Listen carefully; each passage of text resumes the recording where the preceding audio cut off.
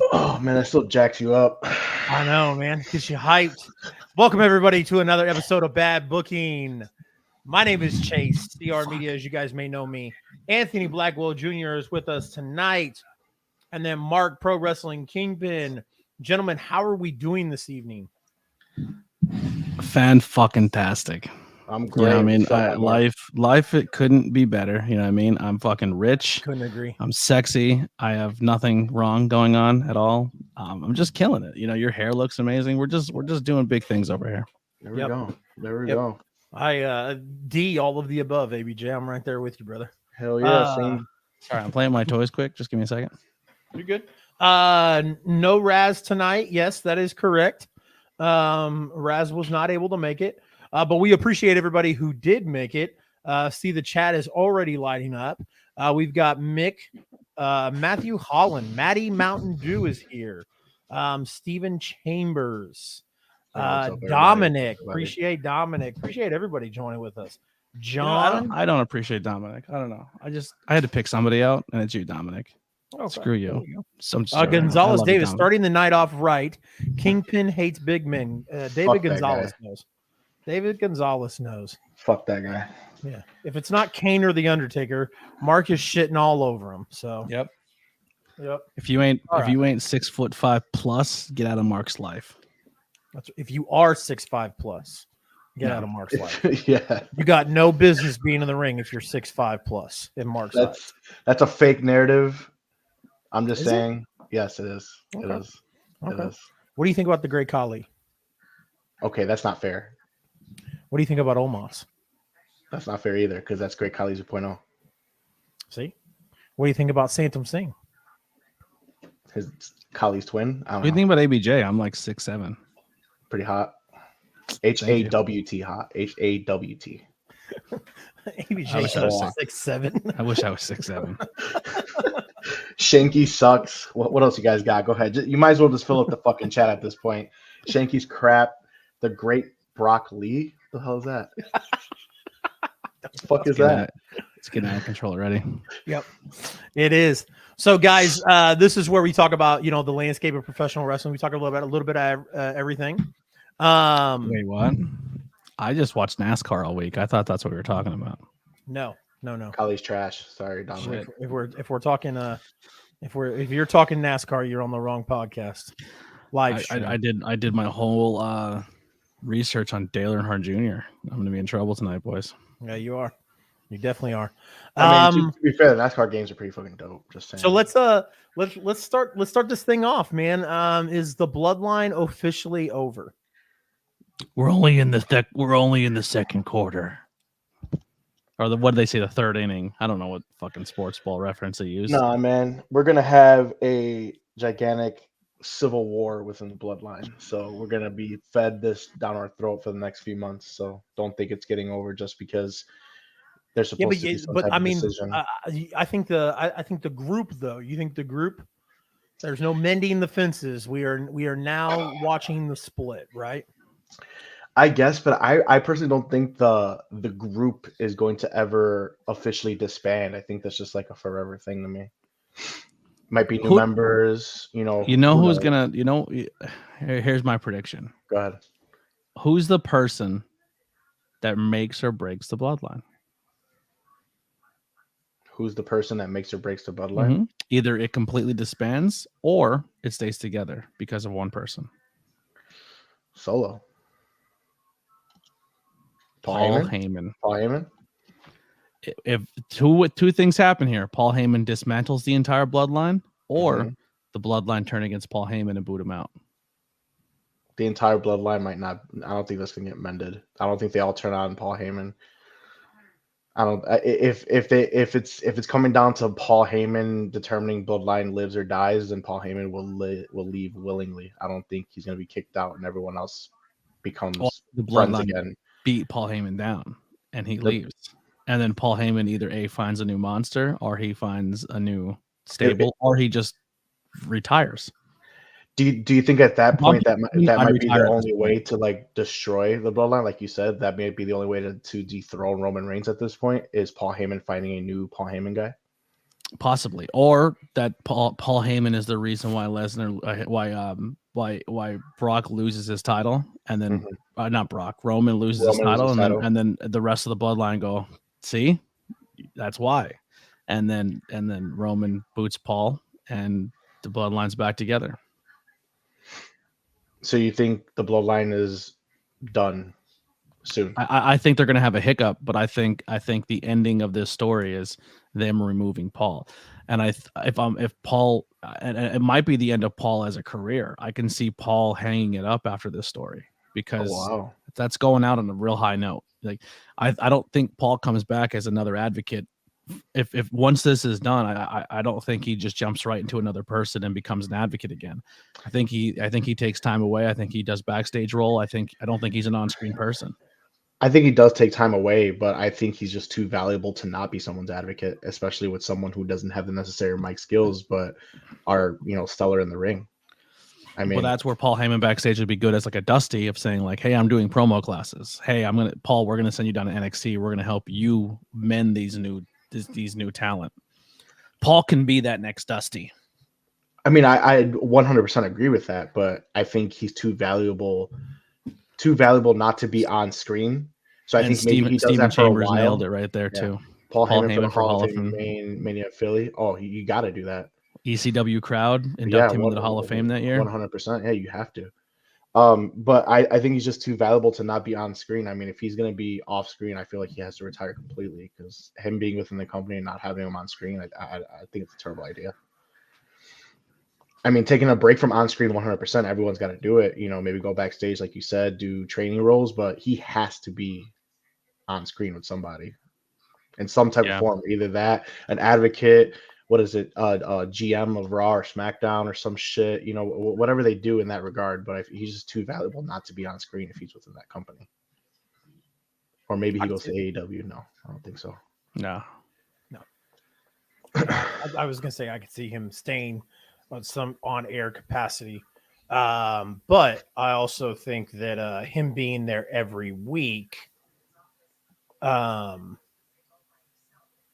might pull that back a little bit. So can I kind of skip ahead a little bit because I think these two things go inside with each other? Sure. What do we think for Money in the Bank? Do you think the Money in the Bank men's winner goes after a world title? Because I don't. I think last year was the start, like, when it comes to Austin Theory, the start of something new. And I don't think it's the start. Yeah, I do. I see it being every single qualifying match, every single time on commentary. Every champion is on edge. Every champion is up for grabs when it comes. I was going to say that too. I don't think the winner of this year's Money in the Bank cashes in on a world title. They're highly emphasizing that on commentary. I definitely 100% agree on that. And I think they have a story in place when it comes to that world title with Seth and Cody, and I think they have a thing in place when it comes to Roman Reigns and whoever it may be that next in line. And I think the Money in the Bank being wasted like they did with Austin Theory, where they don't know where they're going to do with it, I think is a huge throwaway for that title. And I think how he said, I think the Austin Theory was an Onyx was oh crap, we're overbooked in our heavyweight division, our championship division, so we need to throw a curveball in here. And I think they did that Austin Theory thing just to get it away from him and figure out just to get it away from that storyline. But I think going forward, I think this is the year they actually put in place where anyone's title can go up for grabs. And I think it gets cashed in successfully on a title that's not a world championship. Not a fan. I mean, I'm not a fan. I could see it happening. I'm not saying you guys are wrong. I'm saying I don't like it. I think it's stupid. If that's the case, scrap the whole fucking thing. I think it's really going to happen. I think though, it can give a title a more of a, like, I don't hate the idea of them cashing it on any title. I really don't. I think it'd be interesting if the whole night, at pay-per-view that it gets cashed in, and the next night or whatever, Gunther finally gets beat down, and all of a sudden, cue music, Guy runs out and beats Gunther on his historic reign, and you're like, holy fuck, like that's the only way you can get Gunther, get it off. Like, it would just shock people, but it would be a moment to be like, holy crap, the IC title kind of has relevancy now because somebody went after Gunther. You know what I mean? Like, I kind of like the move. Yeah. So on the reverse side of that, like, yes, you're right. It gives the United States the Intercontinental relevancy, but at the same time, it puts all the titles on the same level now. They are kind of on the same level right now. The world titles right now are upper, but they shouldn't. This is the problem with WWE for the longest time in the last couple of years is they've only been booking and writing for one title in the entire company. And it's been very relevant that's been the thing because we're not invested in any other title run. We're not invested in any other story. We don't care about anything else on this show unless it involves Roman Reigns. And they need to find a way to make those other titles and put storylines in place to make us keep tuning in and watching. WWE people can hate on AEW all day long, but at least in AEW, I could be like, don't like that, but like that, like that. There's more things that I can watch in AEW and storylines I can grab onto that I give a shit about because WWE has one storyline right now. Well, now two. They have Cody and they have Roman Reigns. And unfortunately, Seth Rollins is there, but no, everyone's just waiting for Seth to go after Cody. But Cody's storyline is more important right now and more utilized and more pushed than the world champion of Seth Rollins. And they need to find a way to start separating their writers and putting the same effort they're putting into the bloodline into other stories. The women's since the bloodline has really picked up in the last 2 years, the women's division tanked, the tag team division tanked, every storyline in this company has tanked. And Roman's storyline has been so good that it's keeping people there. But if you look anything outside that, if you're in that ballpark and it looks awesome inside that ballpark, and you look over the fence and it's a ghetto and it's shitty and there's houses are all run down, that's the rest of WWE. They need to start fixing that. I agree, man. I was just in New Orleans last week for my boy's bachelor party, and we were talking about the same thing. You know, the whole age-old, which one's better, WWE or AEW, which has better storylines, blah, blah, blah. And we're just going back and forth saying there is no other relevant storyline in WWE that is not revolving around the bloodline. Nothing. I guess you could say Cody and Brock, but there's nothing that's catching anybody's attention. I have another friend that texted me yesterday. He's a Fairweather wrestling fan. He'll text me randomly. He literally texted me. He's like, "Oh, you'd be proud of me." And I was like, "Well, why is that, bro?" He's like, "Oh, I've actually been following the Bloodline storyline." I'm like, "Is that all you've been following?" He goes, "Yes." And I'm like, "Okay, well, thank you for the text." Yeah, it's been good. I mean, it's compelling. It's compelling. It's good. It's good stuff. But it just goes to show when you put your money behind the system, it's going to work. Yeah, they need to put the system behind other people now. I agree. And they can still do Bloodline story, but they got to start looking like, oh shit, we got other shit we can do here too. Yeah, I mean, there's 200 employees that work for WWE, like, you know, and you have a whole room of writers that can do more than just what's going on with the bloodline, and like, and so that's my thing, is now like I'm excited for this world title run with Seth. And I'm excited, like, and I don't want to jump too far ahead, but you know, they're doing a lot of cool stuff with that. And they're still doing the stuff on SmackDown with the bloodline and Roman and whatnot. My thing is, like, when you make all the titles on the same level, because I mean, any of those guys in the Money in the Bank match or Money in the Bank ladder match, like story wise, looking at it, like it insults a fan's intelligence, because you're like, any of those guys in the Money in the Bank ladder match could easily go up to Gunther and be like, I want an Intercontinental title shot. I mean, just on SmackDown, Asuka and Charlotte. Charlotte walks out. I want a title match. Oh, she's got it. Cool. There's a difference there, though. Charlotte's a different game. But I'm not talking about just Charlotte. I'm talking about anybody in general. Anybody could walk up to anybody. We see it all the time in WWE where they get into little spats in the backstage area and they're like, well, why don't we settle it in the ring tonight? Okay, cool. But like that Money in the Bank ladder match that made that so special was you could cash it in at any time, and you can't just become an Intercontinental champion. You can become the world champion. You can, like when CM Punk won, everybody was like, man, like CM Punk in WWE is the champion, and then boom, Batista powerbombs Edge. CM Punk comes out and boom, CM Punk's the champion. And it's like, whoa, he's one of the faces of WWE now. Like, that's crazy. Like, I just feel like if we do this to where you're going to be able to cash in on the U.S. champion, the Intercontinental champion, the NXT champion. Scrap it. Let it be done with. I agree, man. I mean, the whole point was to go for the World Heavyweight Championship. There was no point in time ever where they ever mentioned you could cash in for any championship until Austin Theory cashed in on the U.S. Championship last year. Yep. Otis was going to cash in on the tag teams, wasn't he? They were hinting that he might cash in on the tag team. Was titles. he? I don't remember that. Yeah. All I know was they never did anything with Otis, and then they gave it to Miz. They gave it to him for fans to service, and then realized, oh shit, we're never putting a world champion on this guy. Yeah. Well, I know we kind of skipped ahead, and we'll kind of talk about that. But now it's draft time, ladies and gentlemen. Draft time. I'm not prepared at all for this. I'm sorry. That's all right. It's about time you fucking lose one, anyways. All right, I'll throw it. This week. No one vote for me, even though I'll probably still win because they vote for him just because a lot of his fans are in the chat. Because I have a fan base. They're I'm saying, look at this face. I'm calling you guys out. You guys are biased. I'm using my white privilege in the draft. We've all right. So, Mark, I know you and I talked about doing 3 rounds. 3 rounds. But I think with just 3 of us, I mean, the Money in the Bank ladder match has been around since 2005. Do you think we could find 15 winners? I thought we're doing best cash-ins. We're doing the winners this week. We can do cash. We can do cash-ins after the Money in the Bank. I prepared for cash-ins. Okay, let's do cash-ins. Let's do cash-ins, and we'll keep it to 3 rounds. My bad. Oh man, did you say that in the chat? Did I fuck that up? I sure did. No. Can we find 15 cash-ins that are that good? Well, the point is not to find cash-ins that are that good. That's why it's a draft. Favorite cash-ins. Somebody's got to be a Mr. It's favorite. Somebody's got to be a Mr. Irrelevant, right? Mr. Irrelevant. Oh damn, you did put Money in the Bank winners. Damn, I fucked that up.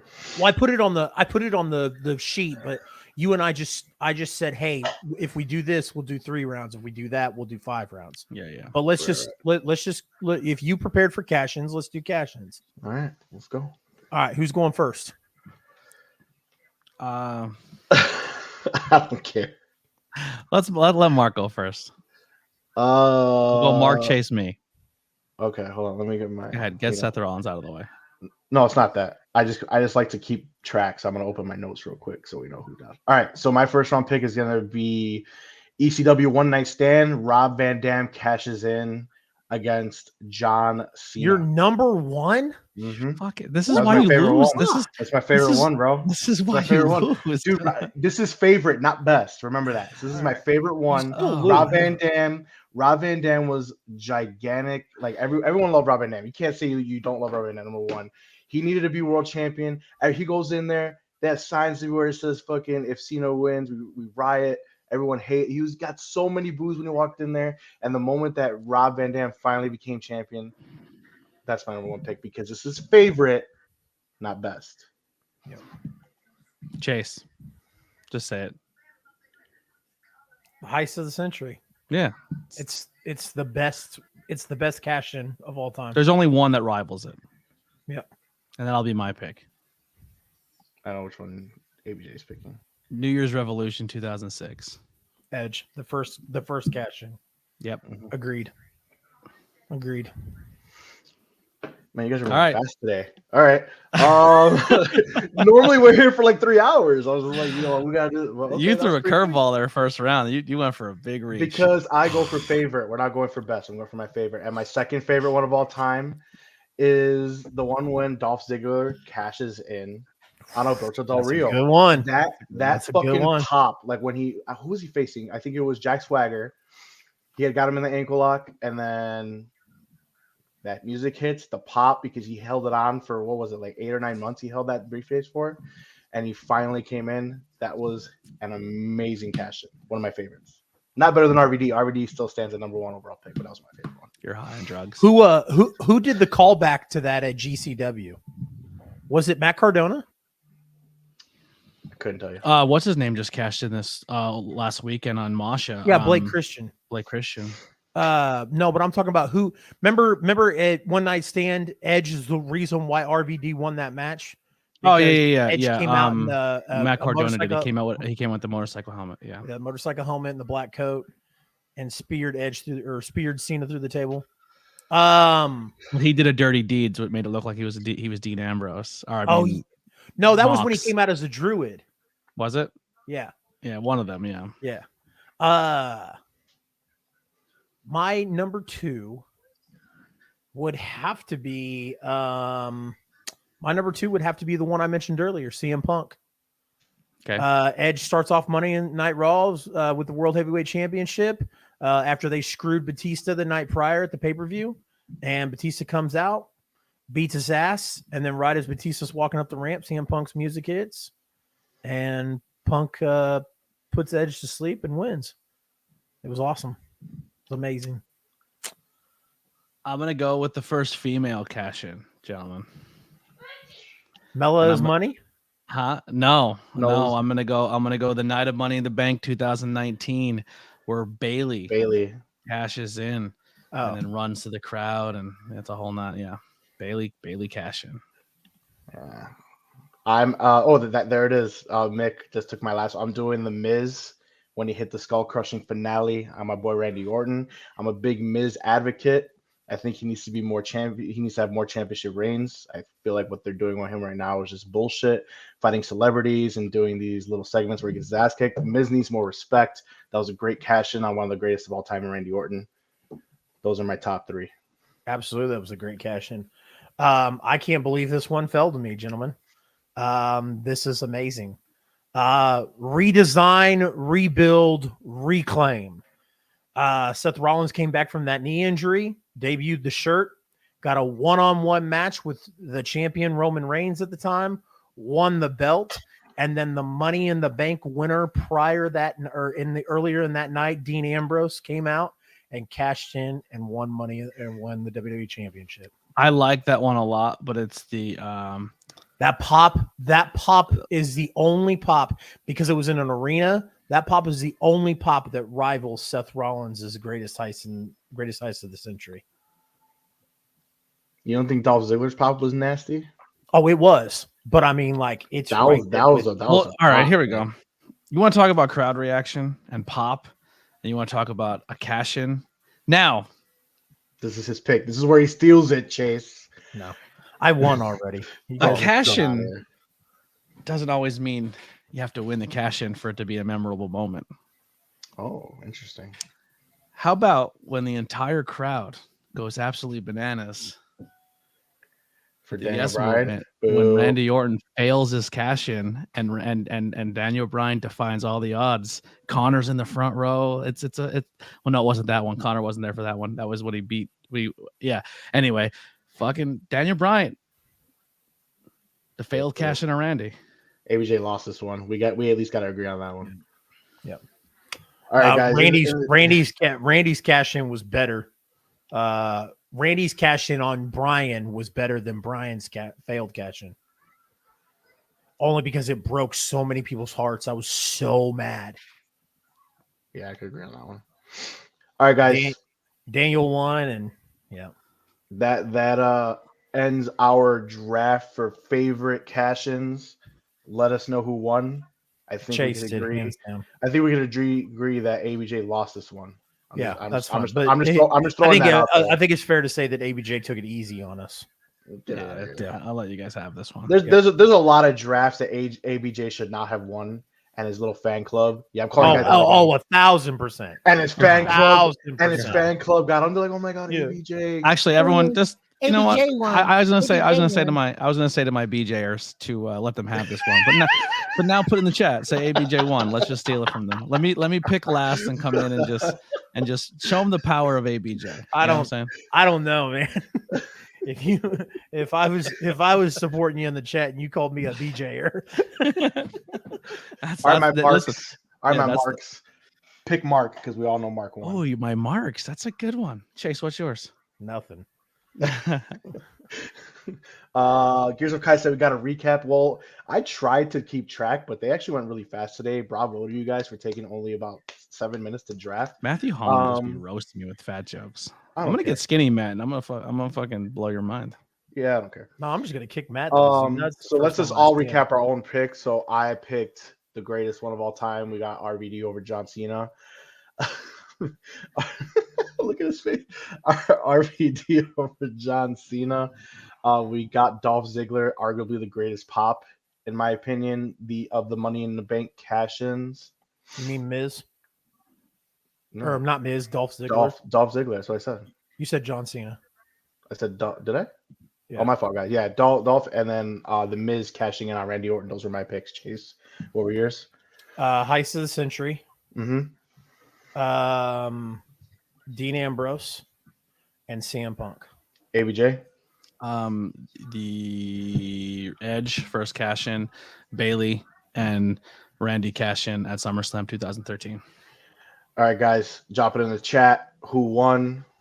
BJers, be honest for once. BJers. I like it. You need a shirt. Be like, where are my BJers at? Did you see the new logo that Hunter made? That looks like the undisputed. No, it looks like the Undisputed Era logo. No, I haven't seen it yet. Pretty fucking fire. All right. But nobody buys shirts except Hunter. So thanks, everybody. All right, let's move on, guys. Let's move on. Absolutely. So since we are talking, the reason why we did the Money in the Bank draft this week was we were going to talk about Money in the Bank coming up. And although all the spots haven't been filled, do we have any early predictions on who we think is going to win? LA Knight, yeah.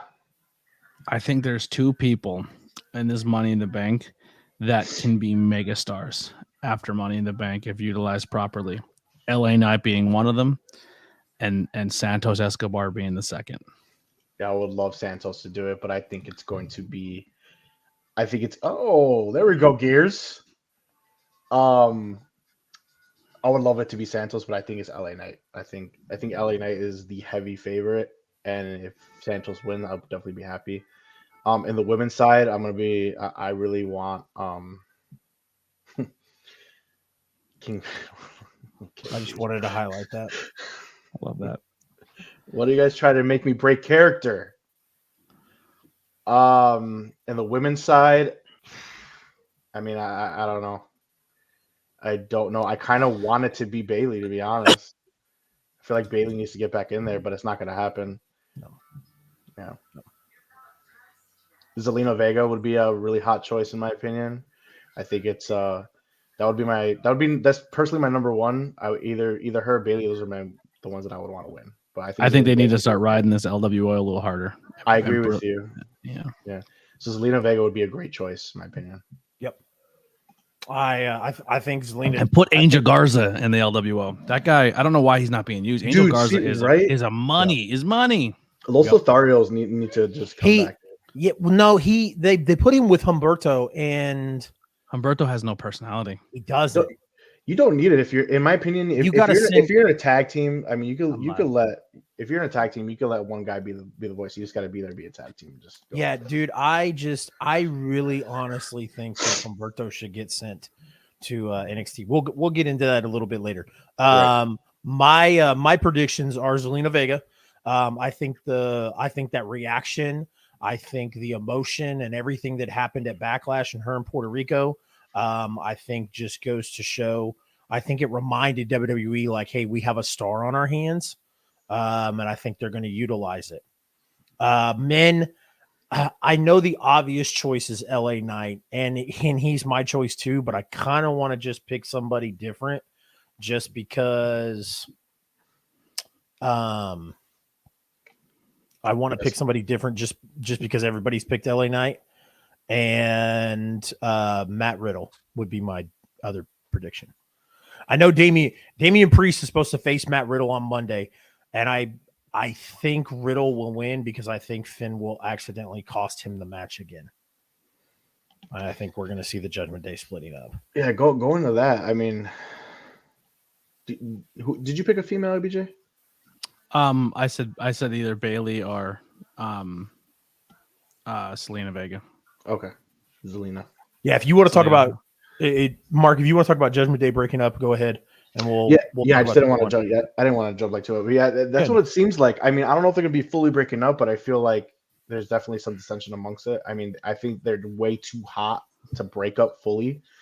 But I could see Finn starting to get a little jealous here and there when it comes to Priest. Priest just had a title match. You saw their interchange. You saw him getting cost a match. I think they're starting to put those little eggs out there where someone's going to end up leaving, someone's going to end up turning face. But I don't think the Judgment Day fully breaks up, especially with the whole Dom and Rhea Ripley. I think maybe Finn defects. I think he would be the one to leave. That's my. It'd be crazy that they just got those Judgment Day tattoos. They all got those matching tattoos. Yeah, so did the Riot Squad, and 2 weeks later they got disbanded. Yep. That's a very good thing. Finn excommunicates Damian, and then in comes JD McDonough. I can see Damian Priest getting excommunicated and the Judgment Day staying a thing because I think they have a lot of potential. I think they have a lot of vision for Damian Priest. I also think Damian Priest can be a guy who could be a big baby face for the company. Yep. He got a lot of praise over Backlash with what he did for Bad Bunny and whatnot. That's a Jersey trained Monster Factory boy too. Yep. Actually, funny thing is the 2 guys wrestling on Monday are both Monster Factory guys, in Matt Riddle and Damian Priest. They trained together. Yep. Indeed.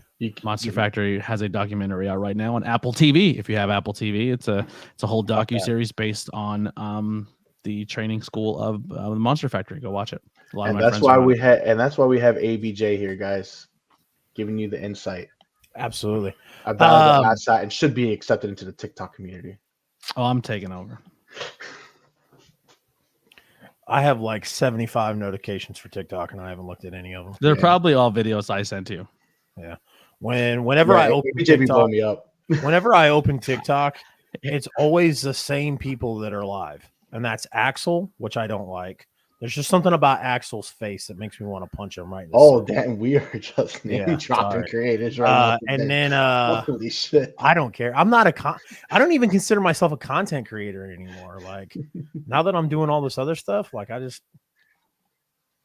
fine. I mean, I'm on here to talk wrestling, and that's it. Yeah, Axel makes me want to punch him in the face. Like I said, I don't know who that is. I'm gonna be honest. And then the British girl.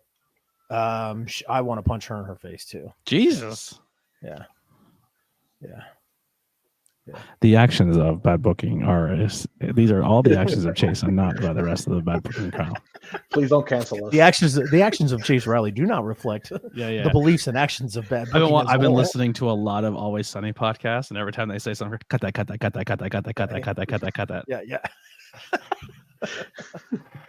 Yeah, man, I think I jumped on there like yesterday, and like she was singing, and all these people were just like sitting there listening to her, and I'm like, this isn't Wrestle this isn't Wrestle Talk. Like, what is this? Yeah, they be doing some stuff on there. Were they singing at least like wrestling songs or no? She's just like like, and don't get me wrong, like I'm kind of a big guy. You don't gotta say the quiet parts out loud. You don't gotta say the quiet parts out loud. I'm kind of a big guy myself, but like she's just sitting there with it all hanging out and stuff, and then she's just like singing, and then she's got like 4 or 5 people in there, and they're just like listening to her, like hanging on to every word she says. I'm like, bro, this is mid at best.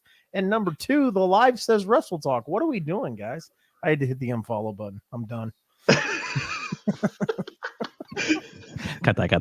All right, moving on. Let's go. Yeah. So we talked about Damian Priest and Finn Balor on Monday. So let's talk about what they were doing on Monday.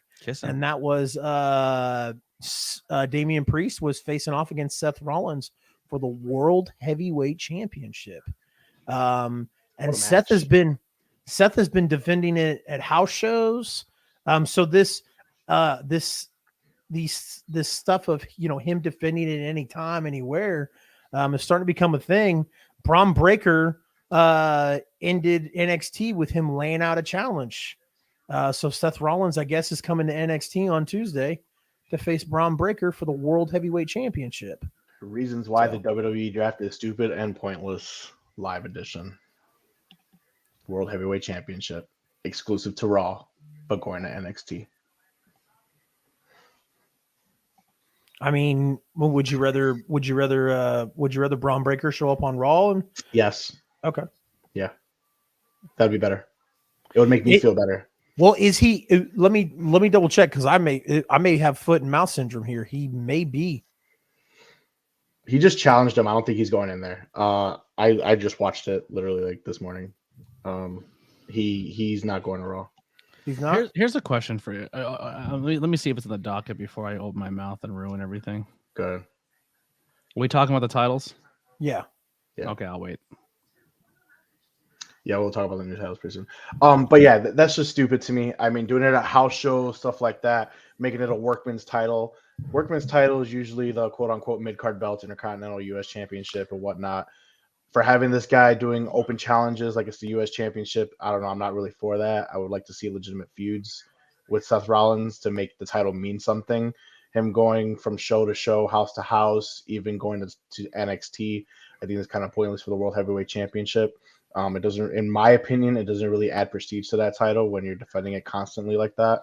Now, who's to say I don't want it to be defended? Of course I do. But you could still have that title be relevant, going on shows, doing promos, setting up for your next feud, stuff like that.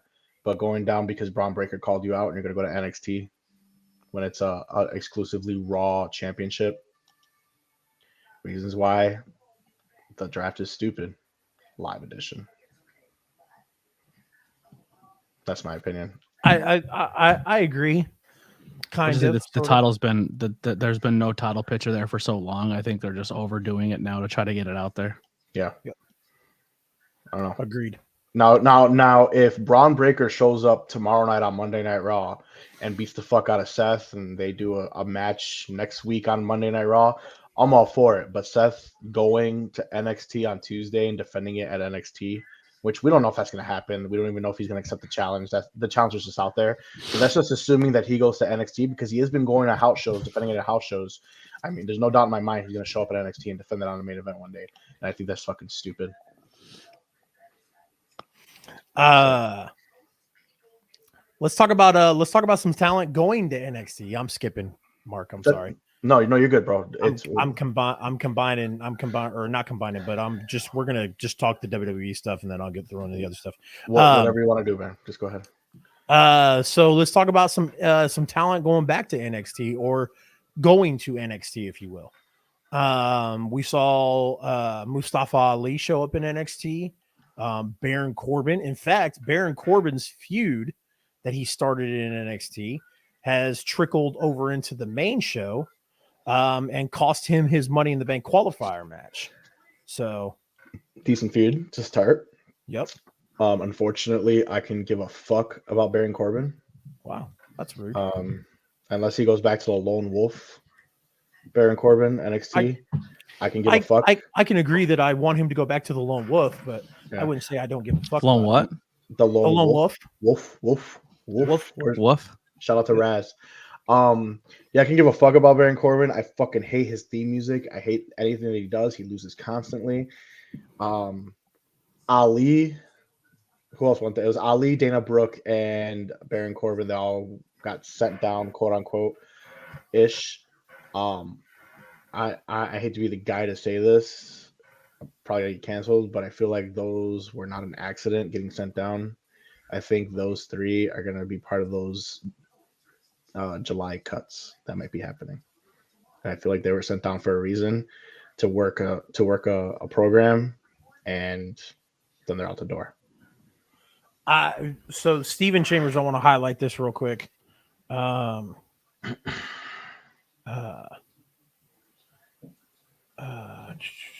There we go. For the love of God, please put Lacey Evans in NXT. Anybody else that I'd have to look at the roster. Do you agree with the Lacey Evans one? I feel bad for Lacey Evans. I think she's very talented. Unfortunately, she just they haven't really let her work and connect with an audience. So yeah. It's hard to really justify her presence. It sucks to say, but it's true. I think it could be good. It could be a good move if they actually give her time to work in NXT. But I mean, who knows?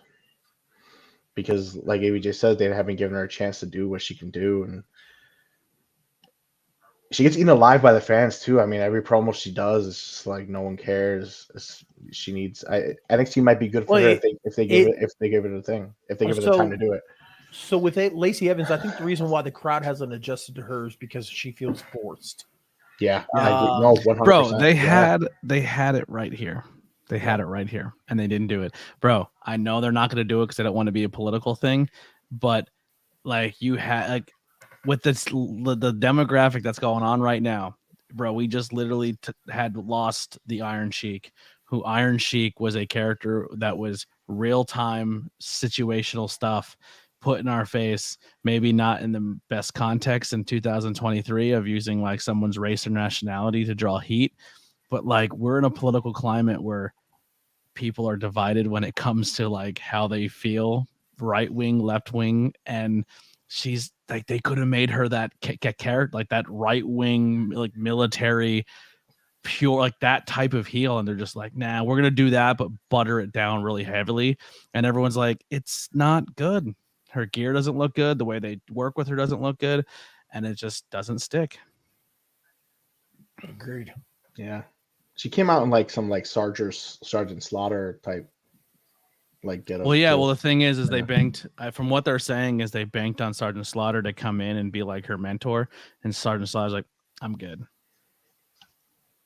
Well, there you go. I mean, if Sergeant Slaughter doesn't want to come help you, you're about to get buried real quick. Yeah, well, and then his daughter attacked her online, and I thought that was shitty. I thought Lacey Evans had a great fucking response to it, which very heelish, and I thought that should have been like a bigger reason for them to be like, "Yo, let's make her a heel." Yeah. So, yeah. A lot of people were like, "Oh, look, Sergeant Slaughter's daughter putting Lacey Evans in her place," and I'm like, "No." I was like, I kind of felt like Lacey Evans kind of like shut her. Realistically, Lacey Evans is extremely talented. She can cut a promo. She has good character work. You just got to give her something to work with. And she's been a trainer for a very long time. And her story of what she's been through as a human being, she's a very mentally strong person.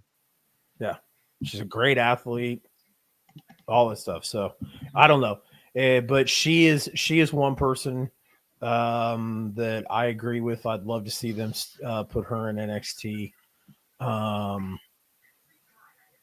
Anybody else that needs to go to NXT? Yeah.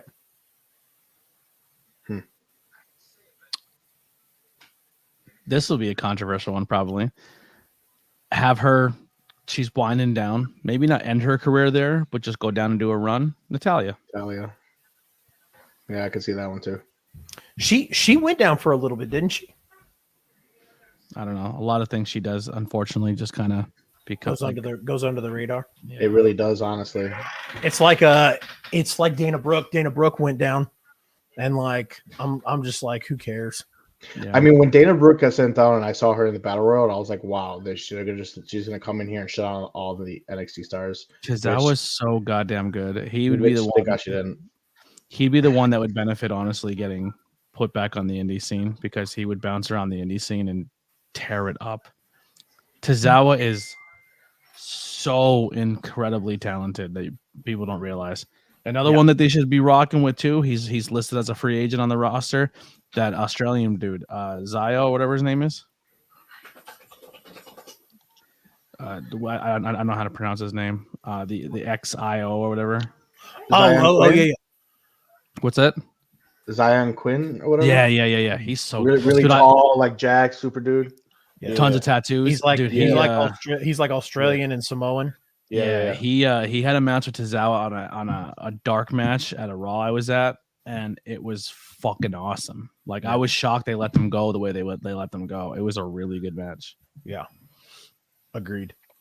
WWE's new titles. Crazy choice, right? Crazy choice. So you make a title that is so drastically different from everything we've had. It has a new feel, but replicates something that fans like in the big gold.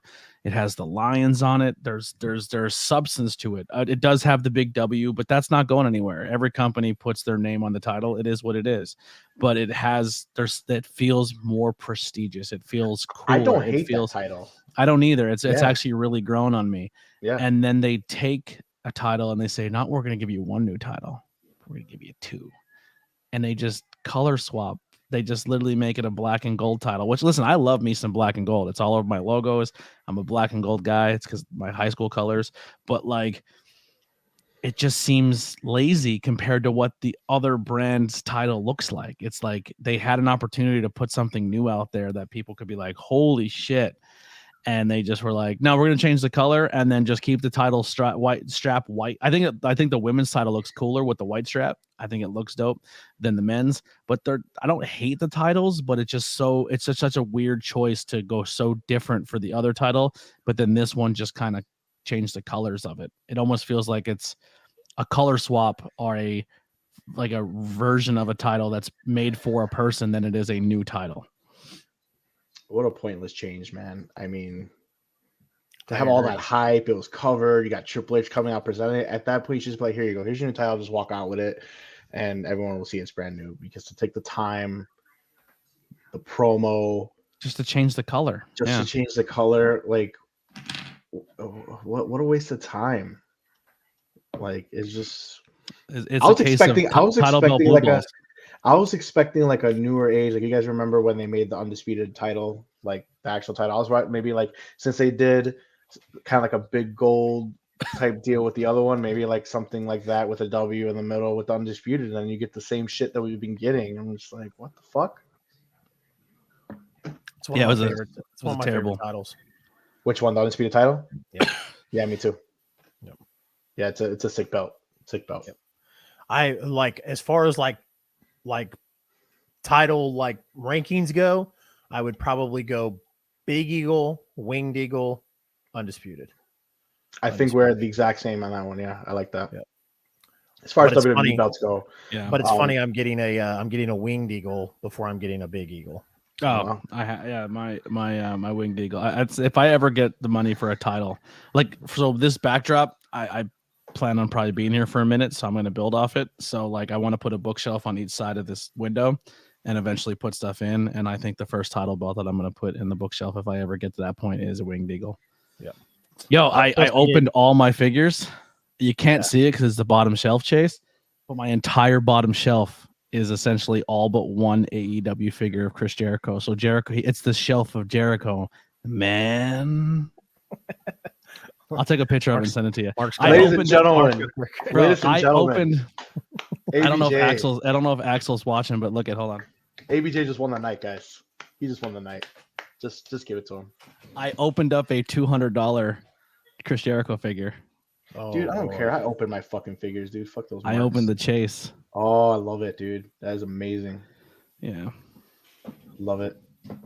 That is awesome. Since we're still talking about the belts, this is not on there, but we're going to see a unification match of the women's tag team championships and the NXT women's tag team championships. So what do you guys think about that? So are they going to go back to the original idea that the women can travel all three shows? It seems like it, and I'm okay with. I thought that was stupid. Yeah. I thought that was stupid when they gave NXT their own women's tag team titles. I disagree. I think, and if NXT is going to be its own brand, it should have its own titles. I agree with ABJ, but at this point, it's like you don't have enough tag teams to go around as far as when it comes to women. So I think this might be the better route, only because WWE has not made the effort to make a lot of tag teams for the women on each show. So having them travel to each show makes sense. Yeah. But they could bring it back, and I'm all for bringing it back because I agree with you, ABJ, that NXT is its own brand and should have its own championships. But until they actually take the effort and the time and effort to make legitimate tag teams in every show for the women, you have to do it this way. Yeah. And unfortunately, our iconic tag team that was all not really rumored, but our fan speculation of maybe they come back. Not happening for probably another year because Billy Kay announced a baby. Baby, yeah. I would love the Iconics to come back. So that Unification Championship. So who are you going? Is Shayna Baszler and Ronda Rousey gonna win, or are we gonna get a surprise NXT going over against them? So, I think that Shayna and Ronda are gonna win, which sucks. But what I'd really love Shayna too. But it's just like it's gonna halt the entire fucking division. So this is what I think. I think that what I would love is if I always keep wanting to call her Kaylee Ray. If Alba Fire and Dawn win and we see the start of the split between Ronda and Shayna. I would love that to happen. And we get Shayna versus Ronda at SummerSlam, and that's kind of like Ronda's send-off. You know how I would have booked this though, and maybe because I'm just more attached to this tag team than I am. I like Isla and Fire and whatever they go by, but if it was still Kate and Catanzaro and what's her name, and like they're small, undersized, small athletic girls, and they're the ones who come in against Ronda and Shayna, and like everyone writes them off, and they're the ones to unify the titles and become a spot on the roster. But like if Ronda and Shayna win the titles, is like who's a believable tag team to beat them? To beat them, you might as well just retire the tag team titles. Yeah. So I mean, honestly, I feel like they should retire the women's tag team championships and just give them a mid card championship, give them like an IC or something, TV championship. I don't know. I think that would benefit the women more than the tag teams because they're forcefully putting people together. There's a couple teams that are legit that make sense. What is it? Carter and Catanzaro, like that's a great tag team. You know, honestly, I think Shayna Baszler and Ronda Rousey makes sense to me. I think that's a great tag team too. It really does. It works. But off the top of my head, that's pretty much it. You know, it's like they forcefully put random people together to make this division, but it's just not working. And you could tell it's not working because they're unifying the championships right now. But I think they need to just get away with it all together and just get another mid card for these ladies to compete for. Agreed. All right, well let's shift gears here a little bit. Let's jump out of the E. Yes. Let's go to the AEW. Yes, that's correct. Now ABJ, you hung out with Scott and I and on Wednesday, but I wanted to give Mark an opportunity to talk about this because Mark hasn't been with us since the pay-per-view. Chris Statlander was the one who defeated Jade's undefeated streak. Thank you. So congratulations to Chris Statlander. Number one, I know she watches our show religiously, so I'm just letting you guys know that. Number two, so glad it was not a outsider. It had to be someone from AEW. It had to have been Statlander. I think it was the perfect choice. I don't know if you guys liked it or not. I only popped in the Chase's show on Wednesday for a couple minutes, but I think it was actually a great way for her to get the championship because it didn't look at him. He hates it so much. It didn't make her look weak I'm sorry, not Statlander. I meant it didn't make Jade look weak. And I'll agree there. It didn't make Jade look weak because she's just been this unstoppable force, and I feel like this was probably the only way to do it. My only concern right now is where does Jade go from here? Because AEW has a problem when champions lose their titles, they pretty much fall off. Unless you're and Jade hasn't even been on programming since she lost that championship. Where's she been? Well, it's only been 1 week. I know, but you had two shows already. I mean, something, you know, it was definitely not it's the biggest loss. You know? It's the biggest loss of her career because it's her first loss. Right. Number one. Right. You know, we talked about it on Wednesday, and Steven kind of hit the nail on the head. Jade slowly turning babyface, and I think that's the call here. And I also think that if they're not ready for Britt to to turn heel again, if Britt is enjoying her time as a baby face, then I wouldn't be shocked if they did have Jade decide to go after the women's championship. Bro, you know how I would book it? Would love it. I would have all of Britt's girls jumper. I'd have her be on an island all by herself. Like Britt's alone. She's the lone baby face. And she's every week she's getting bodied by multiple people at one time. And then all of a sudden Jade's music hits. Bro, could you imagine the female version of two chicks with attitudes, like Jade as Sean and Jade and Jade as fucking Diesel? That'd be dope. Could you imagine Britt Baker like and Jade just behind her? Like, give me that team up. I want that. Yeah. I don't hate that it was Chris, even though Chris wouldn't have been my pick, because like I've argued, you watched Jade. 1 second. I'm sorry. Okay. Either someone's fucking with the lights or there's a demon in my house. Probably a demon. Keep that shit over there. Yeah, probably a demon. Go on his luck. Anyways, Chris was obviously not my first choice, right, just because Chris had lost so many times. And then now I kind of I get it because like the whole situation, but I think if you are going to build Chris as like coming back and being more serious, then I would have done it in a way where like Wednesday night, Jade shows up, talks about being 60-0 or whatever. And then like, who's going to beat me? And then Chris comes out. They have an impromptu match right there in the middle of the ring. And that's when Chris beats her. Now that's like you put Chris here. And like my complaint was like, why would Chris be believable as the person who took down the great mighty Jade Cargill when you couldn't beat her 4 times before, and then now you tried to beat her after she just had this grueling match? I agree, and I think it kind of sets up a feud for them to actually have a legit match. One, it doesn't make Jade look bad in the sense because she already fought a match and she lost fighting a second match because she got too cocky. Number 2, you're right. Statlander did lose to her, but Statlander also beat her when she just had a match. So now you sets up a decent feud, which I would love to see, and have a legit match between them. And maybe she could win you over in that regard if she has a solid match for her. I don't know, who knows? Yeah. But I think Statlander had to be the one to do it because she was going to be the one to do it. And I did not want someone coming in and taking that championship from Jade. That was not an AEW original, in my opinion. Having someone come in and beat her in a one-off, that was not the move.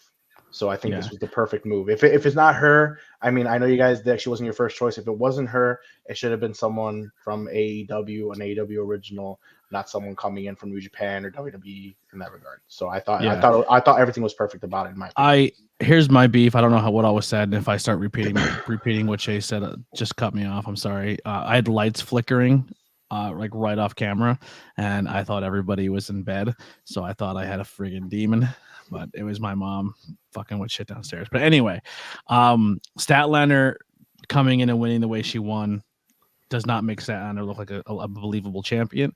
And then everything she's been doing since, like her match she had this week was good, but it was just like, for me, meh. And I love Statlander. She's my favorite. But here's what upsets me with Statlander. So the average fan doesn't know what I'm about to say, but I listen to interviews with Statlander. I follow Statlander. I'm a Statlander fan. The alien character for her is because of her social awkwardness. She felt like an alien amongst normal people because that was her thing. So that was her character. And I, as someone who like forces myself to not be socially awkward, I attached myself to her as that. Like, and I thought she was very talented, and I thought she was different, and I thought she was big enough and believable enough with her size and her muscle that she could beat anybody in the roster, but also she had a goofy side to her. And she wasn't the glam girl. She wasn't her makeup looked good, but she wasn't pushing like, I'm the pretty girl. She was like, I'm the weird girl who can beat your ass. Like, I liked that about Chris Statlander. And I literally think they stripped everything away from her that was special, and now they're making her just like every other woman on the roster. And I don't like it. I don't like the character. It doesn't feel special to me when she's wrestling. I don't get the same connection. And I think it only enhances that for me because she won a title on an undefeated monster streak on a bunk version, like a bunk way of doing it. Like, she didn't go out there and beat her clean. She didn't go out there and earn it. She came in and just took it on a bullshit style cash in that looked like lazy ass booking. So I don't know. It's going to take a little bit for me to fall back in love with the new Chris Statlander character. I love her as a person, but I feel they took everything away from her that made her special and made her unique, and they're putting her just like everybody else in the roster, and I don't think she's going to stand out, and I think it's going to hurt that title. So you do not want her to be the champion. So who would you want her? I would want her to be the champion, but I think the character change and on top of it, the way she won, I don't think is doing her any favors. I think it sets up a feud. I think Jade comes back right away. Hopefully Jade comes back right away and was like, this is bullshit. And then we actually get to see Statlander shine in a one-on-one legitimate match between her and Jade. I think Jade needs that as well. And then Statlander, I think if they both go and just put on a 5-star match together, I think she'll win you back over because there was nobody on this roster that should have took it from Jade except Statlander. Statlander 100%. I would have said Statlander or Willow. No. Willow, she won. Which championship did she just win? She just won New Japan Strongs. Yeah, so I think she's kind of tied up now, right? No, she's still wrestling ROH and doing all her bookings. She's really actually wrestling ROH. I don't know if it already happened or it's going to happen this week, but a really cool match from two people I respect very highly in this business are putting a one-on-one match on that I don't think has ever happened on ROH. It's going to be Willow Nightingale versus Rachel Ellerling, Paul Erling's daughter. Yeah. And she's a beast. She's good, and she's a really nice human. So that's a match. For the championship, or is that? It might be for the championship. I don't know. They're not building it as it, but Willow on the poster does have the title. Right. But that's two people that a match that I now that I know it exists and it's a possibility, I can't wait to see it. I mean, that's something I'm probably going to have to tune into. It's very hard. I mean, there's so much wrestling, guys. With this show, we mainly talk about mainstream wrestling. I mean, AEW, WWE, Impact here and there. To just throw in ROH and throw a sub there, it's just so much, guys. So I mean, I'm sorry if we don't get to cover every single little thing. But it's just so hard, especially with people having full-time jobs and stuff. But I would love to get into more ROH, especially with what just ABJ just said. That really sounds so. That's something I'm gonna have to get it. Welcome back, Chase. You good? Yeah. Do you have a demon too? No. Just children? Yep. Okay. That's cool. All right. So moving on from the Statlander, what do we got, Chase? Let's talk about AEW Collision. AEW Collision in Chicago. I'm going to try to call in sick and go. You are? We'll find out. Yeah, I'm gonna try. My boy actually works at the United Center, so I could pretty much get tickets whenever. It's just me trying to go, get off of work. But I've been taking off. Well, you work for the government, dumb fuck, so don't get on camera. Yeah. So I'm totally gonna be there on Saturday, guys. I'm totally gonna be at work on Saturday. Anyway, so AEW Collision here in Chicago at the United Center. Main event has been announced: CM Punk and FTR versus Samoa Joe and who else? The Gun Club, I think. Gun Club. Is it? Is it the Gun Club? No, it is Juice Robinson. Bullet Club. Bullet Club Switchblade. Gold. Bullet Club Gold and Samoa Joe versus CM Punk and FTR. Good match. It's going to be a great match, but it's not the feud we want to see, guys. But yes, it's going to be a great match. That's the only one that's been announced officially, I believe. Yes. I could be mistaken. So, and it's 2-hour show. Yeah, next week.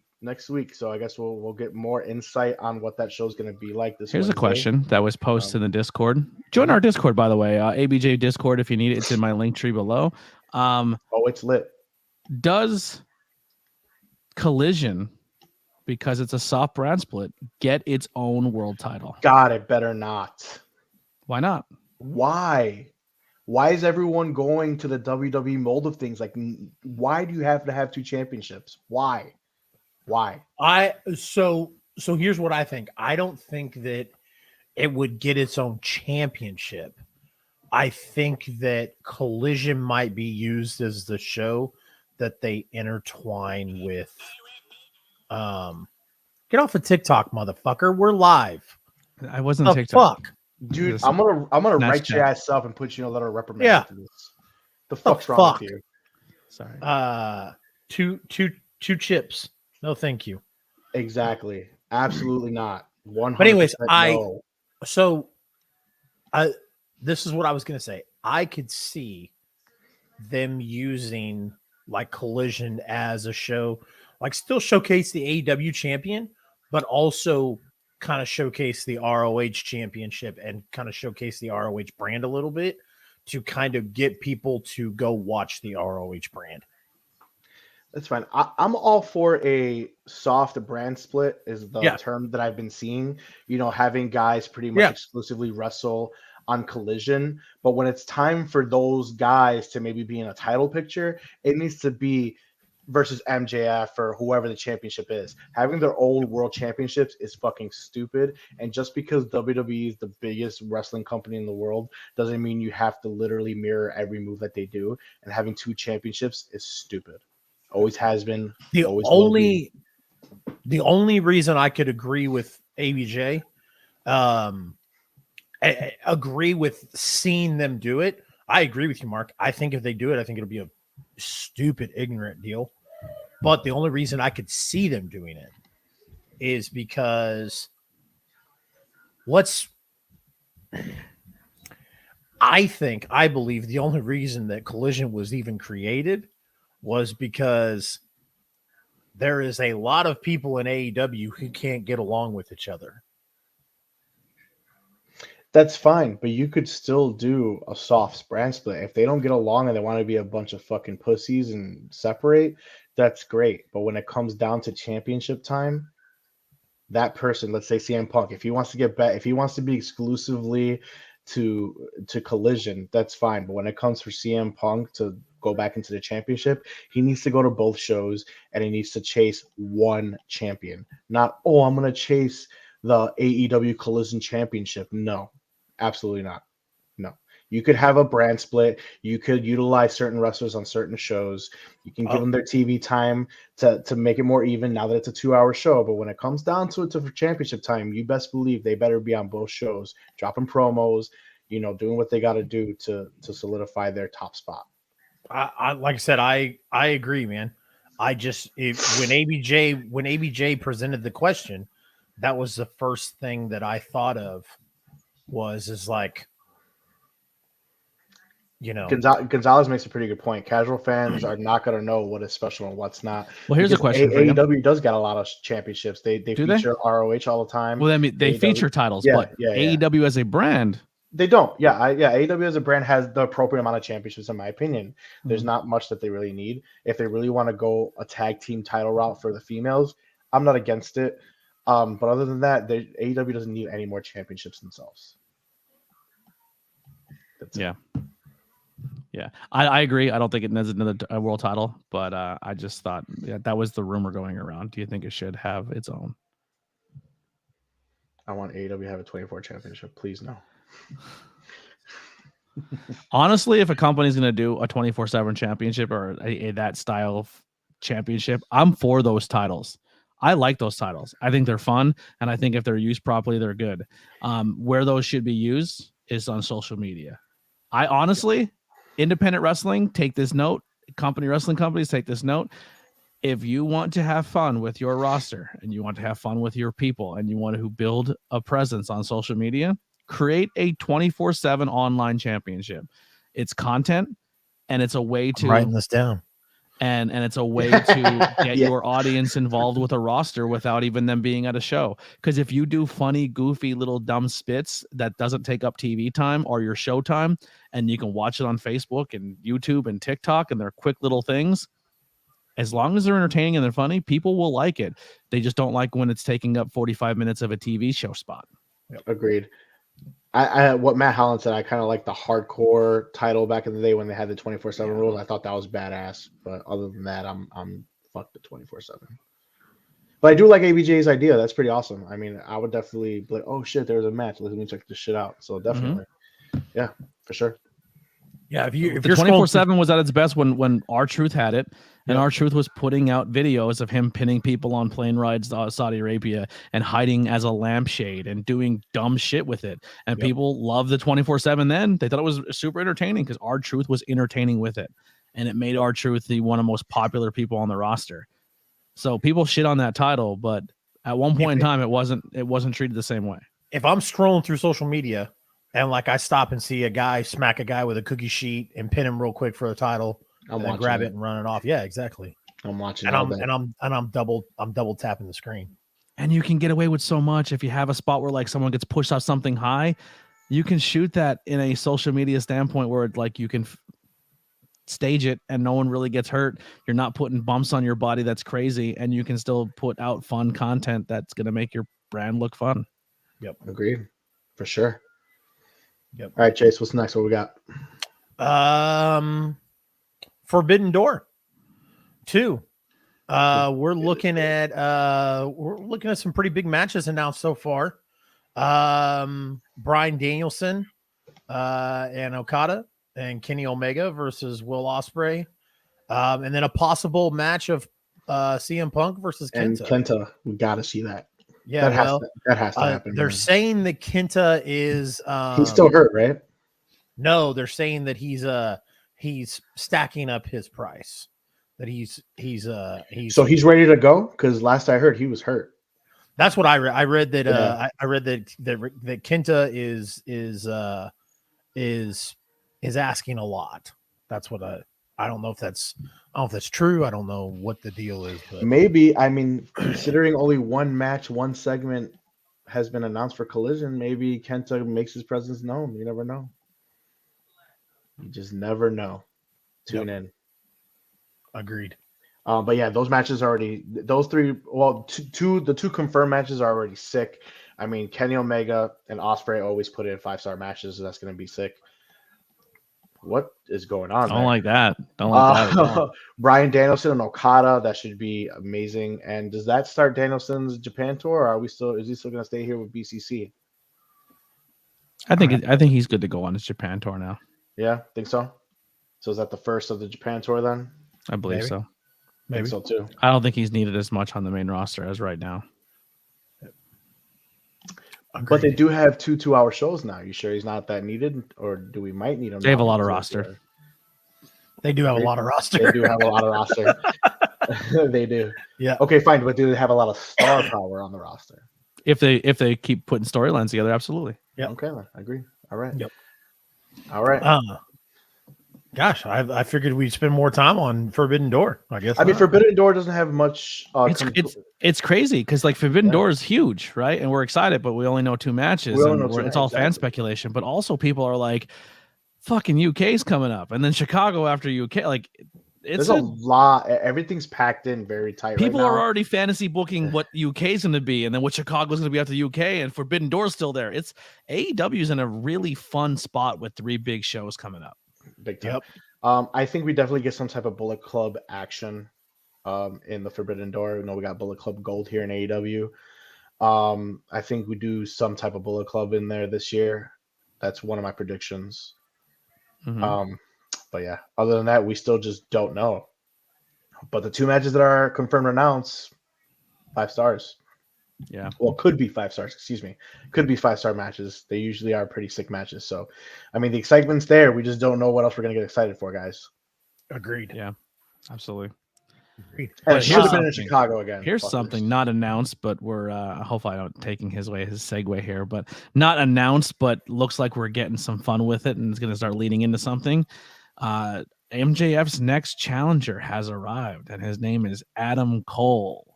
Baby. Yep. Super excited. This is what we've been saying that was going to happen. Is it too early, guys? Should this have been at Wembley? Here's my thought. Does it get stretched to Wembley?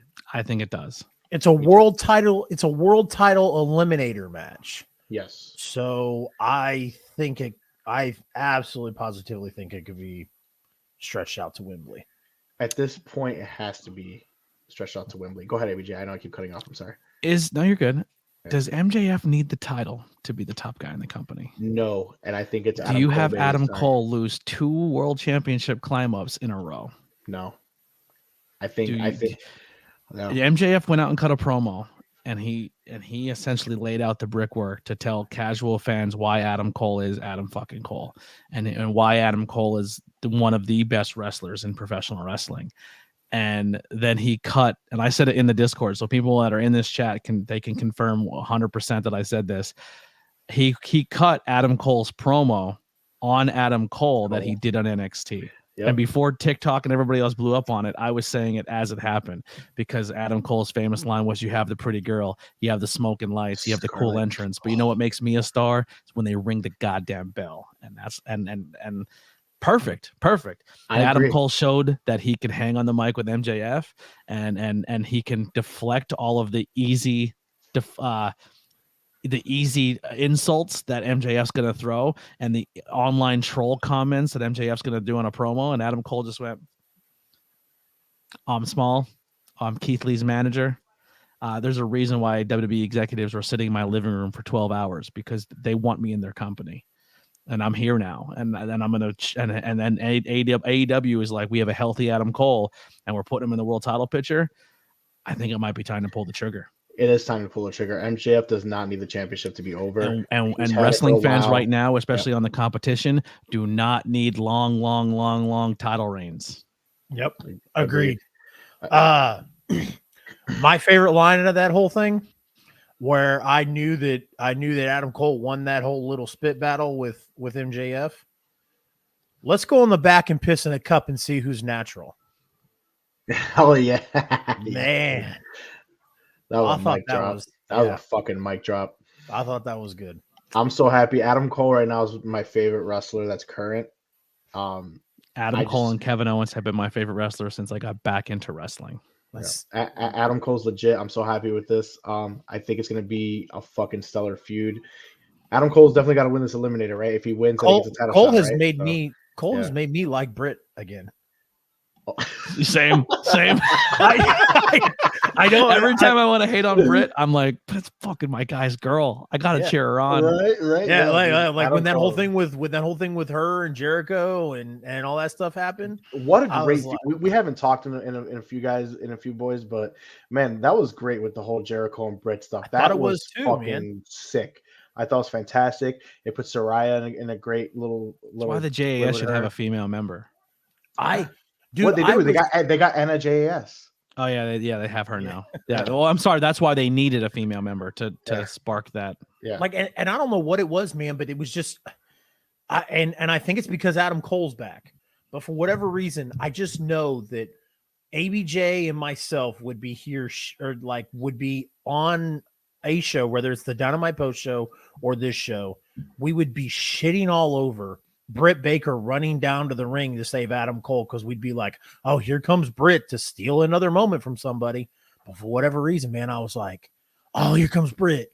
And then I was like, oh, this is compelling. Like, oh, you're going to die, Jericho. Every time she is injecting herself, she does deliver when it comes to the product once the bell rings. Yep. Yeah. Regardless if we think she's backstage politicking and taking opportunities away from people and stealing spotlights away from people, and maybe I still think the Hater should have been treated more as a champion. I think Toni Storm should have been treated more as a champion and let Britt not be in the picture as much. But it's hard not to put Britt in the picture when every time you put her in the picture, she delivers. She's essentially the Charlotte Flair of AEW. You can't talk about a top star in your roster and not say those two names, and fans are gonna go, well, she's only getting it because it's her dad, and she's only getting it because it's Adam Cole. It's like, no, when the bell rings, they deliver and they're good. Yeah, agreed. I think ABJ is sipping the same Kool-Aid that I am. Yeah, it's called Adam Cole's sweat. Baby. I'm so in for this feud, man. I can't wait. I can't wait to hear the promos. I can't wait everything leading up to Wembley. Oh man, I'm love it. Agreed. Speaking of, was Against All Odds in was it in England?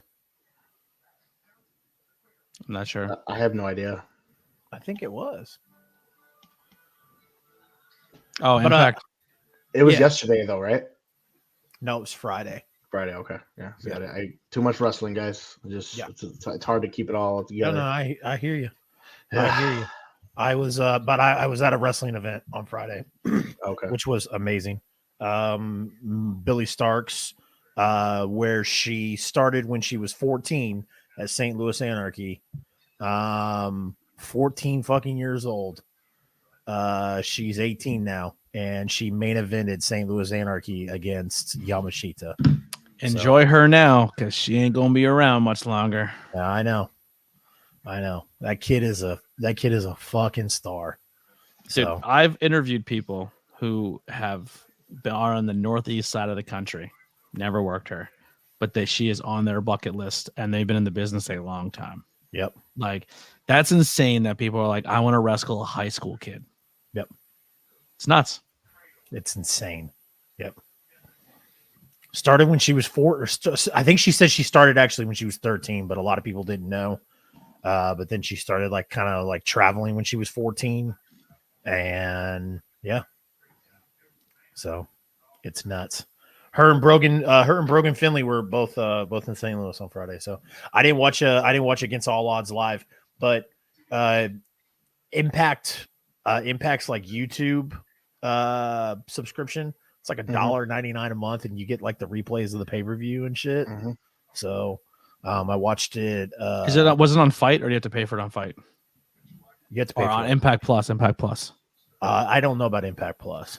Yeah. Like I said, the YouTube is like I said, it's like $1.99 or. I heard it was a good pay-per-view. I heard they had great matches. I heard the matches were fun. I heard my two friends killed it. Ace Austin defended his titles. I heard it was a really good match. I seen the I don't know if it was the end of the match or just the high spot of it, when Ace Austin from the outside apron to the top of the apron on a Hunicorn Rana into a cutter to Chris Bay for the win. Crazy. Masha Slamovich and Killer Kelly. I watched a clip of that where Masha just takes her to the outside with a dog collar and just kicks her in the face on her like 4 or 5 times. They killed it. I heard the main event was good. Everything about the show I heard was a fun show, and people seem to really enjoy it. Yeah. Masha is just like, bro, like, Steven Chambers had it. Nope, not you.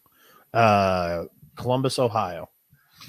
So maybe I thought it was in Canada. I guess it wasn't. But yeah, Masha Slamovich and Killer Kelly in the dog collar match was just, dude. Anytime like Masha's in the ring, like it's a bloodbath. The only thing that I didn't like was Chris Sabin beat Trey Miguel for the X Division title. I don't see a reason why Chris Sabin has to be a 9-time X Division champion, especially in 2023. I didn't agree with that. I'm not too fond of Alex Shelley winning the Impact title. Happy for him, it's cool, but I think that was more of a you deserve it type deal. Yeah, I guess. They're gonna give it to not Magnus. What's his Nick Aldis? Yeah, I think Nick Aldis gets it back. Yeah. Which again, I've really liked Impact because of their utilization of young great talent. And then you bring in guys like Bully Ray, and Bully Ray's run. What do you guys think of that right now? Talk about bad booking.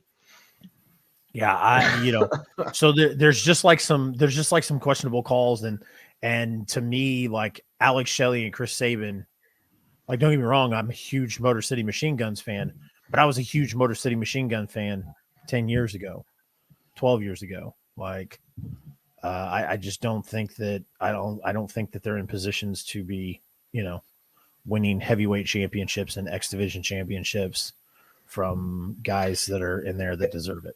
If I'm not mistaken, I think Bully Ray has a title shot at Slammiversary. Does he? I think so. Yeah. So we're gonna get Alex Shelley versus Bully Ray at Slammiversary. I don't know. I think maybe Shelley drops it prior to Slammiversary, but I could be mistaken, guys. But I'm pretty sure Bully Ray has a title shot set for Slammiversary, and I know Trinity also has a title shot against Barrazo at Slammiversary as well. Which be on the look out for that. So here's a question. Yep. People hate on content creating and podcasting and radio personalities and shit like this, but how much? Because I think it's at least an 80% cut. How much do you think Bully Ray is getting as much work as he is right now because he's on Busted Open Radio with Dave LaGreca? Of course, that's exactly what it is. Yeah. 100%. Yeah, he stays relevant right now. That's what it is. He goes there. He shits on other things. Well, to be relevant. and it also, and it Impact is like, oh well, we'll put Bully Ray on because he'll talk about it all day on Busted Open. On Busted Open, exactly. Yep. Know your worth, content creators. Know your worth. Yep. Anyways, I think that's it.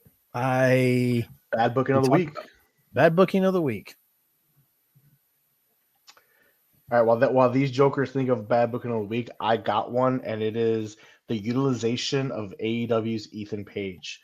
I'm giving him bad booking of the week because now Matt Hardy. I think it's entertaining. I don't hate it. Matt Hardy owns his contract now, basically as payback. I think Ethan Page is a fucking star, and hopefully he gets his due now that there's another 2-hour show in AEW. So, but as of right now, I'm going with that bad booking of Matt Hardy owning Ethan Page's contract. Fun fact: I went to a bar this weekend, and I smoked a lot of devil's lettuce, and I got drunk, and I went to the bathroom and washed my hands, and there was no toilet paper. And in my social awkwardness and a wrestling fan, I came out of the bathroom like. Was that bad booking? Was that by any chance? Was that Tony Deppin's bar? No, it was a dive bar in Monty City. But everyone was like, "What the fuck's he doing?" Because there was music playing, so it made sense. But I was Jeff Hardy dancing and drying my hands off. That is badass. Yeah, I liked that. I thought I looked bad booking of the week, Chase. I don't know, man. I don't want to pick on Impact because I feel like Impact's like the little guy, and I just. But I mean, like for the reasons we talked about. If you got to do Impact, man, it is what it is. No. It's definitely not going to be Impact. I have mine if you need time. Go ahead, hit it, ABJ. Chris Statlander. Bad booking, like, oh, you fuck. And not because I dislike Chris Statlander. I love Chris Statlander. I own Chris Statlander's t-shirts since her independent scene, like IWTV runs, and I love Chris Statlander. I think the bad booking is changing her character because she got made fun of by Jim Cornette and all of his stupid fans calling her Alien Girl. Hey, be fucking different. Not everybody in wrestling has to be the same cookie cutter bullshit. Chris Statlander was special, and she should stay special. And maybe it'll take time for me to buy into it. I will still support her and root for her and cheer her on and buy her merchandise, even though I don't like the character doesn't respond to me. But thank you, McThompson, for the subscribe. I don't know what channel he subscribed to, but thank you. That's my bad booking, and just like the carryover from the title defense to her first defense, which was a good match, but it just didn't feel. It didn't like Jade's matches felt like something, even though we know they were squashes. This title defense didn't feel like anything was there for me. Jace? I'm going to go with Impact. I don't want to, but I will. I did want to highlight something really quick. What specifically in Impact? What are you bad booking Impact? The entire show? The entire pay-per-view. I thought you said it was good matches on the pay-per-view. They were good matches. I just don't agree with the decisions. That's a bad booking. Okay. So the entire pay-per-view as a whole. Gotcha. Surprisingly, the WWE new championships did not make the cut on bad booking. But that is my honorable mention. I don't hate them. We're not shocked. We're not shocked. I don't hate them. I just thought it was a unique change because the other one's so wildly different. In the age of the internet and all that other stuff, if WWE was going to make a cool new title, it would have gotten leaked. No. But one thing I did want to highlight, NXT. I know we talked about it a little bit, but I want to talk about it some more. I think they're doing a really great job over there. Thea Hale won that number 1 contenders. I'm very excited to see Thea Hale and Tiffany Stratton, see what they do. So Chase U. That's right. Dude, I fucking love Chase U. Like, I love Thea Hale. I think she's awesome. Yeah, I think she's so fucking. I think she is essentially the Iconics, but like she's better in the ring. Like when she's on screen, she's wildly entertaining. Indeed. All right. Final thoughts. Plug current ventures and things going on, and then your social medias, and then let's close out. All right. Well, real quick. So, final thoughts. Sky Blue, number 1 contender for the women's championship on AEW. Super excited. Chicago girl. Love her. Anyway, super excited. Can't wait to see that match on Wednesday. And plugs, all social media, Pro Wrestling Kingpin. We'll be doing a pack opening tomorrow after Raw. We're opening NXT cards. Yeah, we are. 10:30 p.m. YouTube. I opened my figures and I opened all the cards that came out of my decks, my things. Oh, what do we got? Show them. Let's show them, ABJ. What do we got? I got Roberts. Oh, the AEW cards were such a letdown. Don't even just stop unless you got like a. I got nothing fancy. Yeah, their cards were such a letdown. But yeah, tomorrow 10:30 p.m. we're opening NXT 2.0 box. What's I gave up. Never mind. I'll ask you off camera. Never mind. All right, what you got, ABJ? Plug. Come check us out on the Discord. Please, we just got a nice little wave of new members come in. If you're not already there, please come join and come talk to us and hang out. Just download Discord, go to my link tree and click on the join Discord button. It'll bring you right in and you can come hang out with all of us. There's always people in the chat. There's always people talking. We have game nights. It's a fun place. If you guys can, go grab some merchandise. ABJ t-shirts are for sale. Patreon's available. Just trying to really grind through. And if you want to hear me do some commentary this Sunday live on my channel, scroll down to companies that love ABJ and you'll see the Sanctuary. Subscribe to the Sanctuary and come watch some Sanctuary this Sunday for free on YouTube and hear me on commentary. Oh, God, I don't know why I didn't think of that. That's a good one too. I completely skipped over it because honorable mention. AEW has done a really good job lately, and I just wanted to block that out of my head. Mark Briscoe, Papa Briscoe, and Aubrey Edwards versus Jeff Jarrett, Jay Lethal, and Karen Jarrett. Yeah, that should have won hands down. I don't know why I didn't. All right. For the most part, I've actually liked Jeff Jarrett's booking, but that's ass. Yeah. No, I agree. I agree. All right, Chase, go ahead and plug Cyclops. He's playing the CR Media 1988 on all social media. You can also follow the I-70 hashtag. They'll be interviewing who this week? Who are we interviewing this week? I have no idea. Your show. Give me one second. Meanwhile, like I said, you can follow Chase on all social media. Chase CR Media 1988 Twitter. He tweets a lot of good things. Brandon Espinoza. There you go. He'll be interviewing Brandon Espinoza on I-70 hashtag. Give him a follow on all social media. You can follow me everywhere on Boner Alert. Boner Alert. There you go. All right. This is a PG show. Yep, hands down. But yes, we'll be interviewing Brandon Espinoza, hands down, which wrestles for WLW World League Wrestling, which was Harley Race's promotion out of Troy, Missouri, which is right outside of St. Louis. And then we'll also be breaking down the results from St. Louis Anarchy, which we talked about on Friday. So, other than that, I don't have anything else. All right. Oh, everyone go buy Diablo 4 and come join my clan. I love ABJ, LOVE, ABJ. It's a great game. Come play Diablo and let's take Lilith to Pound Town. I'm obsessed with that game. Also, AEW video game drops the end of the month, and let's get some gamer tags going. Like I said, join the Discord, drop your gamer tag, so you can get this. We can all skateboard around arenas as wrestlers and fucking hit each other with fire extinguishers and have some fucking crazy fun on AEW. There you go. I've already. I'll definitely be doing that. Hell yeah, pre-order that shit. Get that broken Matt Hardy. Yep.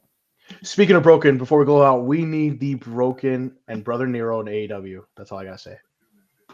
Yeah, I saw you had that on your little sheet, and I was like, I'm not even going to entertain that. Well, I just entertained Anyways. it, so fuck off. Well, all right. Well, ladies and gentlemen, this has been another episode of Bad Booking. For myself, Chase, CR Media, for Anthony Blackwell Jr., the ABJ, and Mark, Pro Wrestling Kingpin. As always, go fuck yourself, San Diego. Hail Satan.